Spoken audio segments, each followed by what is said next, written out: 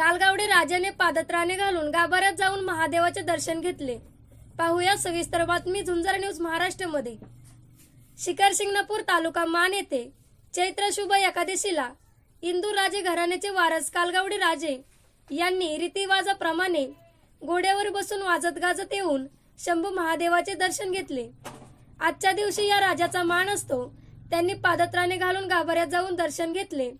चैत्र शुभ अष्टमीला शिवपार्वती विवाह सोहळा पार पडला. आख्यायिकेनुसार या विवाह सोहळ्याला त्या काळी इंदोरच्या राजाला लग्नाचे निमंत्रण दिले गेले नव्हते, म्हणून एकादशी दिवशी येऊन निमंत्रण दिले नसल्याने देवाचा निषेध केला होता आणि आतापर्यंत चालत आलेल्या परंपरेनुसार कालगावडे राजे हे त्यांचे वंशज घोड्यावरून पायात पादत्राणे घालून थेट मंदिराच्या गाभाऱ्यात जाऊन दर्शन घेऊन भक्तिरूपी निषेध करतात.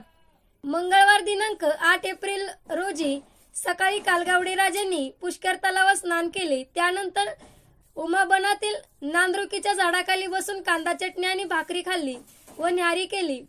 इंदूर राजे घराण्याचे वारसदार माळेगाव पोस्ट राक्षी तालुका शेगाव जिल्हा अहमदनगर गणेश सुखदेव कालगावडे यांनी पादत्राणासह मंदिरात जाऊन शिवलिंगावर बेलफूल, दवना, विभूती, भस्म वाहिले व मानाप्रमाणे दर्शन घेतले. आज सर्व शिवभक्त एकादशी निमित्त उपवास करतात, मात्र ते न्याहारी करतात.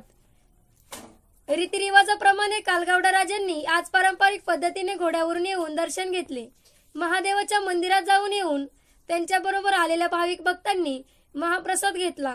कालगावडे राजे त्यांच्याबरोबर नगर जिल्ह्यातील सुमारे 90 गावातील भक्त भाविक त्यांच्या समवेत दरवर्षी येत असतात. कालगावडे राजे हे एकादशीच्या अगोदर आपल्या लवाजमासह शिंगणापुरात दाखल होतात.